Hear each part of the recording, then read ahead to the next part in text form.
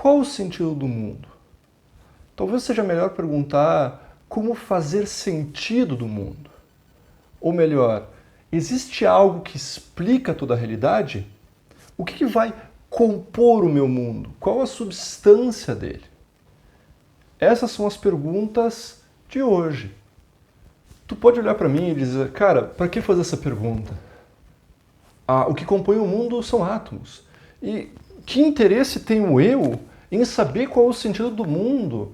Sabe, eu tô mais preocupado com minha vida, que nota que eu vou tirar na escola, se meu crush gosta de mim ou não. Eu tô mais interessado na minha vida pessoal. Mas se tu parar para pensar e olhar o que tu tá interessado agora, seja algum resultado no jogo, vida no trabalho, questões de amor, sabe, a promoção que tu tá esperando na empresa, tu pode estar preocupado com alguma coisa. A questão é, o que isso tem a ver com o mundo? E tu vai perceber que tudo tem. Porque nós nos perguntando sobre o que nós estamos fazendo aqui, o que a gente quer, e coisas muito do dia a dia, o que eu vou almoçar amanhã, a gente está se perguntando como é que eu vou fazer sentido da minha vida. O que eu estou fazendo aqui? As coisas que eu escolho comer, as coisas que eu escolho fazer, com que amigos eu vou sair e coisas assim, tudo isso parte da pergunta de como eu vou entender o mundo que eu estou vivendo. Porque o mundo não é somente esse negócio aqui fora, o globo terrestre. O mundo não é só a sociedade. O mundo é, na verdade, como eu enxergo ele, como eu interpreto o mundo.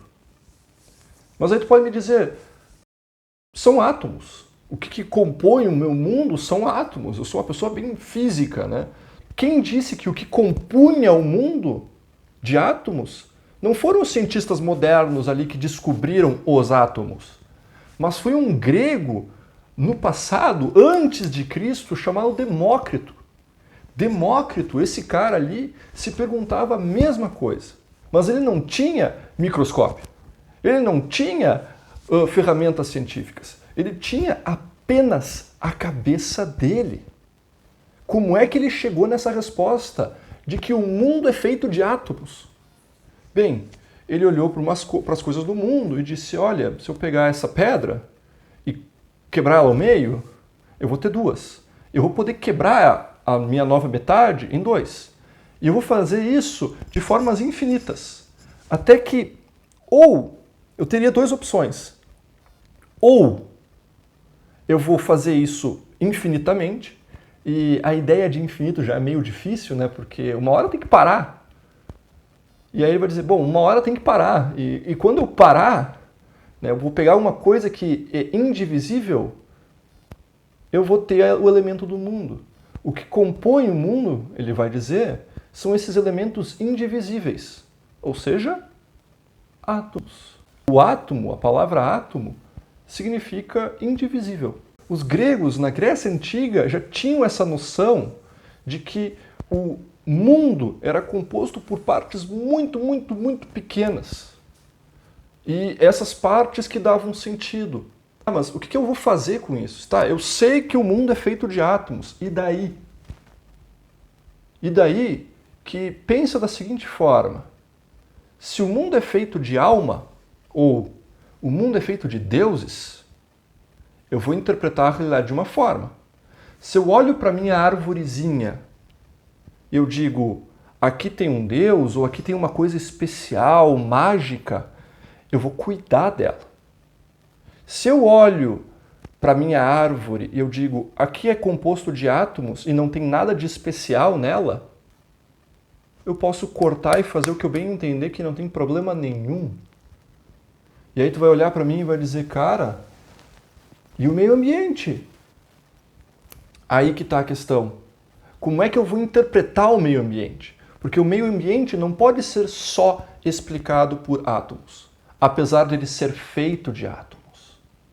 Começa a vir a filosofia que eu estou interessado em falar. Porque o que me interessa é mostrar que essa pergunta, que pode parecer idiota em certos pontos, por que eu me perguntaria isso, cara? Por que eu, uma pessoa aleatória aqui do mundo, vou me perguntar um negócio que filósofos se perguntam? Eu não sou filósofo. Pode chegar a dizer assim, mas eu não gosto de viajar. Não é nada de viagem, cara.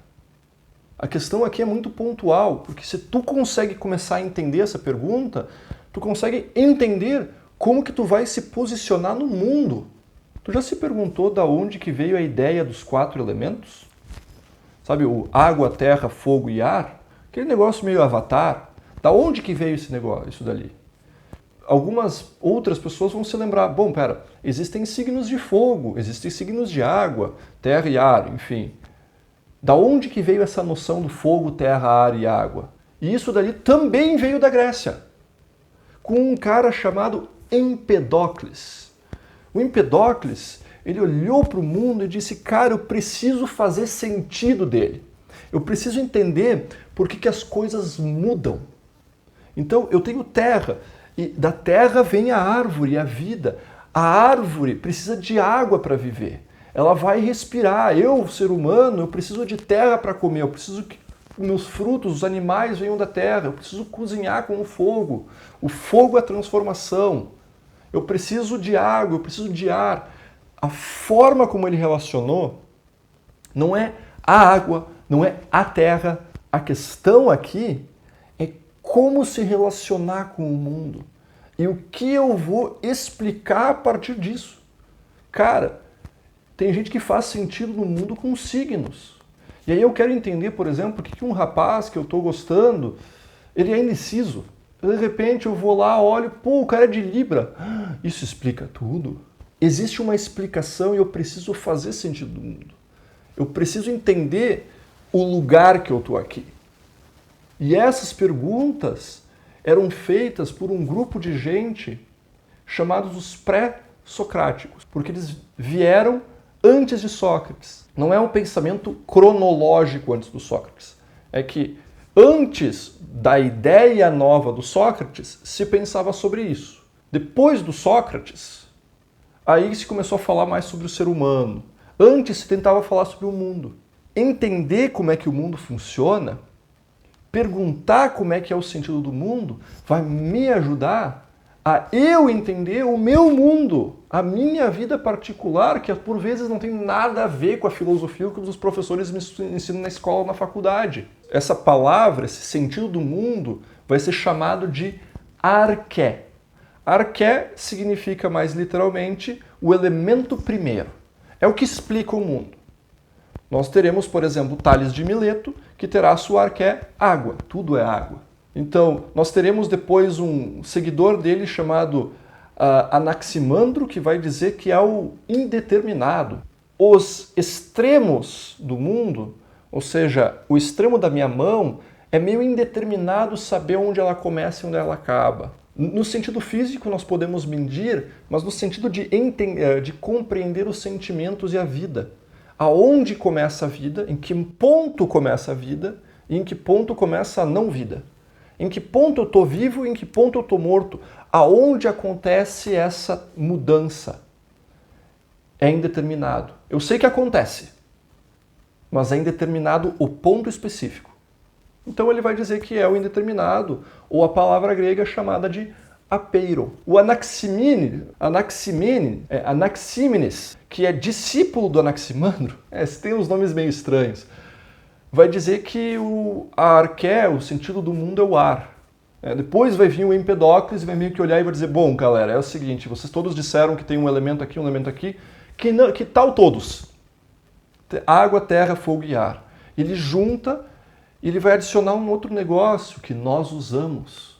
Bom, água, terra, fogo e ar nós usamos até hoje.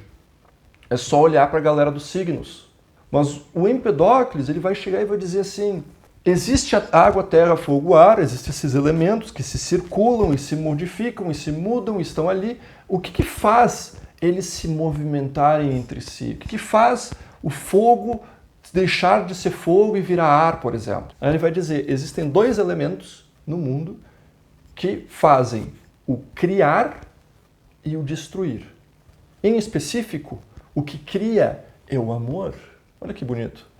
E o que destrói é o ódio. Então, existe no mundo os 4 elementos e um elemento de criação e destruição.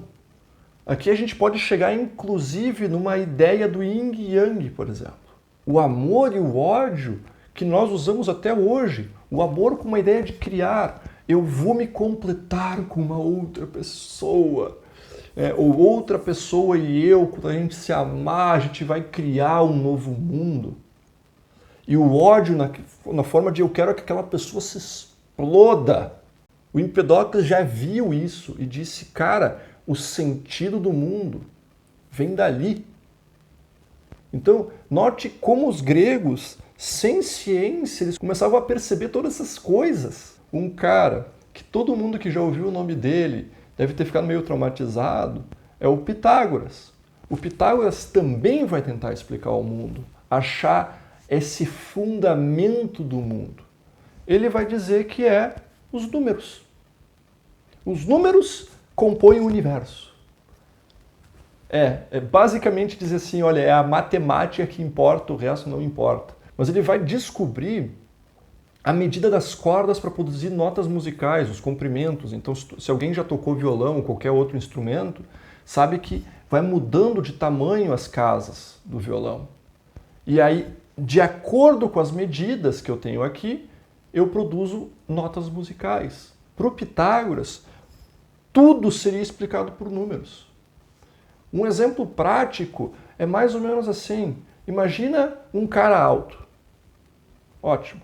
Todo mundo vai imaginar um cara alto a partir da sua altura.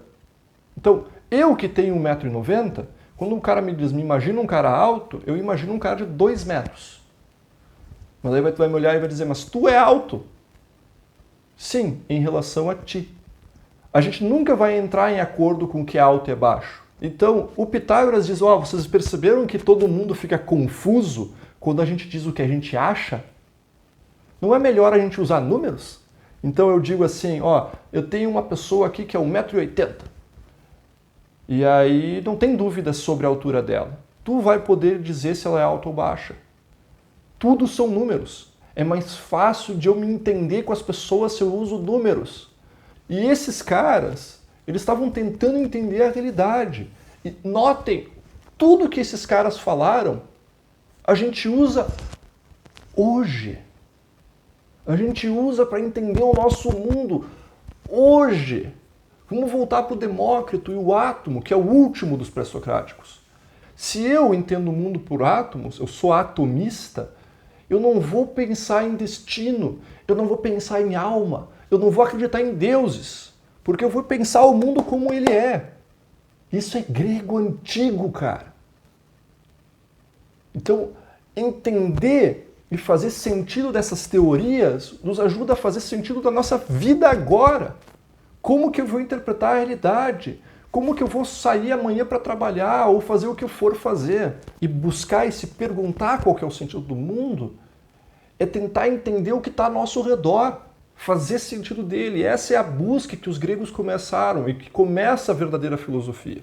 Então, por mais que seja errado dizer, olha, o princípio primeiro, o que compõe o mundo é os 4 elementos, e tu vai me olhar e vai dizer, cara, a tabela periódica, velho, tem um monte de elemento. Existem muito mais do que 4 elementos. Nós ainda usamos eles, apesar disso. Os signos, as histórias, tudo isso daí que eu falei, são as formas como nós usamos para explicar o mundo. E se eu começo a entender elas, eu começo a pensar melhor sobre o mundo. Para que fazer isso? É simples. Para ser mais livre. Quanto mais sentido o mundo faz ao meu redor, melhor as escolhas que eu vou fazer. Mais livre eu serei. Essa é a ideia. No fundo, todo mundo tenta fazer sentido do mundo. Tenta entender por que algo está acontecendo comigo. Agora, nesse exato momento, a gente está em quarentena no coronavírus. A gente está tentando fazer sentido do por que isso está acontecendo comigo, cara.